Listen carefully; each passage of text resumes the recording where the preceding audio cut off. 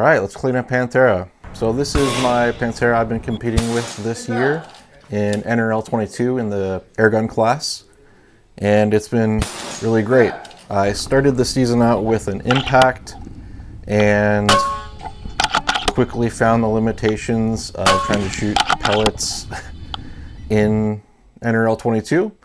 I thought I could do it, but I was doing terribly. So luckily I was able to get this Panthera and shoot slugs, and slugs is the way to go. You really got to have that higher ballistic coefficient to be able to kind of keep up with the rimfire guys. But for today, I'm just going to get this cleaned. I like to clean it before the matches because the day before the matches, I go out and do a practice session, and I put about another, I don't know, 100 rounds or so through it to kind of get it seasoned to back up and ready to go for competition day. So this is kind of the cleaning kit that I put together. It's based off the Patchworm cleaning kit, which is kind of like a weed whacker line with these little attachments that you put on for each caliber. But I've really been liking this. It all fits down into this Savior little pouch, and so it just keeps it all nice and contained. So with the kit, they give you a lot of the different caliber sizes, but specifically I just need 22. So this is it here, this green piece. The game changer that you're going to need to clean a lot of the FX rifles and a lot of other air guns in general is a straw. So this is just a green straw from Starbucks. You're going to want to get a straw, cut it down to whatever size you want, and then take a razor blade or scissors or whatever and cut it in half on one side. Just cut one line down the middle so that it can kind of squeeze together and get a little bit smaller, so that you can put this through the end of the barrel and it will slide past the shroud housing and everything into the actual barrel. If you don't have this in there and you're trying to feed something through the breech out through the front, it's going to get hung up on a lot of the stuff that's up on the front of this rifle unless you take the shroud off and everything like that. But that's a lot of extra work and a lot of people aren't going to do that. So this is the piece that is going to make that a lot easier for you. So you could theoretically leave your moderator on or muzzle brake and things like that as well with this, which is nice, but in a lot of cases you're just easily able to thread those off and then get this through there. Another thing to keep in mind when you're cleaning air guns is you're always going to want to go from the block out the end of the barrel. You don't want to go from the barrel and pull it through to the block. The reason is because at the start of your barrel is where your transfer port is, where the air comes through the barrel at. If you start pulling stuff through to the back, it's going to start shoving all of that debris down your transfer port, and then it's going to contaminate everything and make it all dirty again. So to prevent that, you want to start from the block and go outwards. So let's get started. I like to use this Ballistol lubricant. Works really good. I see a lot of people use it, so it's kind of just what I grabbed, and you can get it on Amazon pretty cheap. So I went for the little bit larger bottle because price-wise it was a better deal. And then I just keep this in my range bag. It could fit inside of here, but it just gets a little tight, so I just throw it in the range bag. The nice thing about the Patchworm Kit is they include these little plastic containers. They include these little plastic containers that hold your patches. So you can have two of these little containers, one with dry patches and then one with lubed up patches. And if you run out of the lubed up ones, what you do is you just buy a big bag of the extra patches, which I recommend. They're pretty cheap. Stick them inside the little container, and then you just spray a bunch of Ballistol in there, and then the patches soak it up, and then there you go. You have your lubed up patches. So typically I'll run like one wet patch through, and then several dry patches until it is clean. I also like to keep some rubber gloves in my cleaning kit. I just throw a couple pairs in there so I have them, because dealing with lead is kind of a pain in the butt.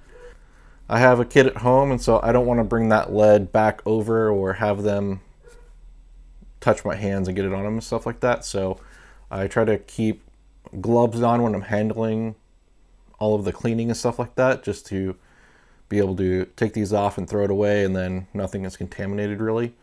So that's that. All right, so I'm gonna get gloved up and then get going here. It really doesn't take that long to clean these out. So let's get going.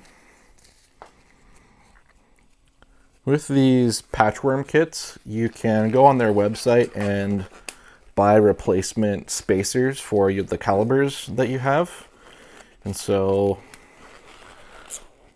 I did lose the first one that I had. And so I went back on their website and I was able to order a couple of them. I think they were like 50 cents or something. So I bought like 3 of them.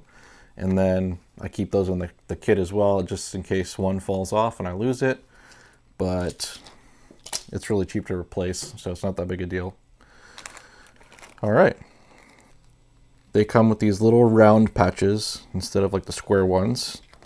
And what you're gonna do is stab this line through the center of this patch. Just like that. And then thread it all the way to the back. And then in the back here is where that stopper is, and then the size or caliber specific bead, I guess you'd call it. So start in the loading port. And I push it in a little bit. And then this is where I get that straw ready.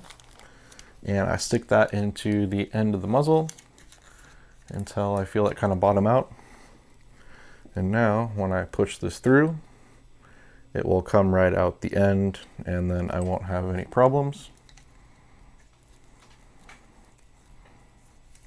There we go. And then when you get the bead back here to the loading port, I like to give it just a little bit of a nudge so that it straightens out instead of being like a little bit cockeyed, so that when you start to pull it through, it doesn't mar up the chamber area.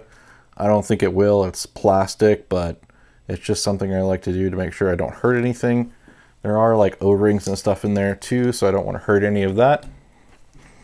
So I give that a pull.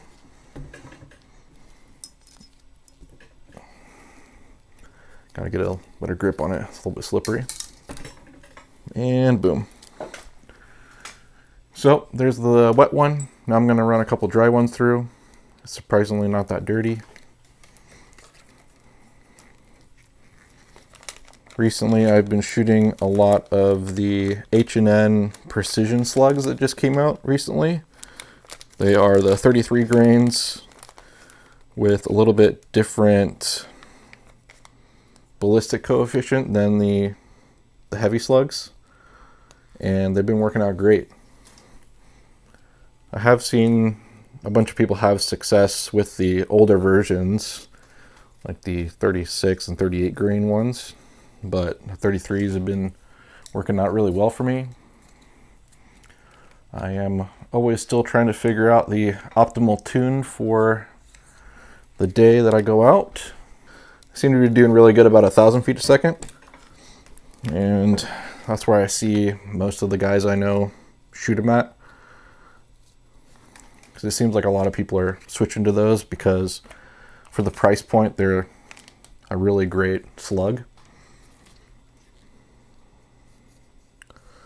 Although I have to say that the Zan slugs that come in the sleeves are very convenient when trying to pick out the slugs that I'm going to use for the match and when I'm sorting them.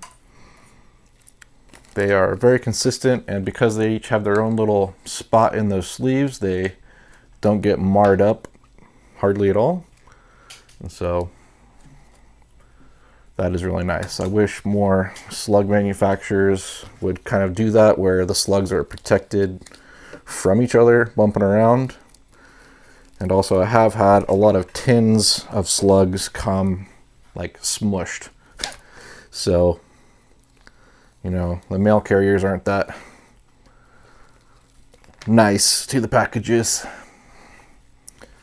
All right, so I just ran 2 dry ones through. This is pretty much clean. I don't feel the need to really go till it's like completely clean.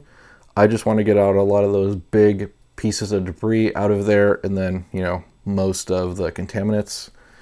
And then sometimes I use these felt buttons as well. If I know I shot like a ton at like a practice day or at a match, I will go through with one of these as well. It really helps get out like a lot of the crud in one go if it's like really stuck in there. And I haven't had it happen on this airgun particularly, but on my impact, shooting like a tons of pellets in a day, going planking and stuff, it can definitely get a lot of lead in those grooves and stuff inside of there. So the felt buttons are really nice. So that's it, guys. Thanks for sticking around. I hope you learned something, but I'll see you guys on the next one.